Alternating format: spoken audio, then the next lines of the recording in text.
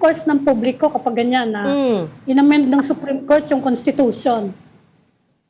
Well, one possibility is I think the public has expressed their views on this. No? Pag-usapan po ito and let the public opinion kumbaga be addressed, be listened to by the Supreme Court and by the House. So napakalaking bagay po ang media po in the public on this issue. So the only recourse at this point is to keep making ourselves heard, especially people like you, you're a framer of the Constitution, the legal experts, is what you're saying. But I mean, what are the odds that the Supreme Court will change their minds again?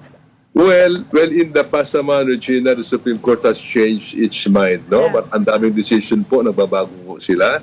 They're also sensitive to public opinion. Siya po ay nakikinig, nagbabasa ng dyaryo. So I'm sure if there is an overwhelming public support for a review, for a relaxation, baka sakali po, no, na sila po ay makinig. Pero sir, in many cases, the Supreme Court has also proven or shown itself to be quite insensitive to the court of public opinion as well.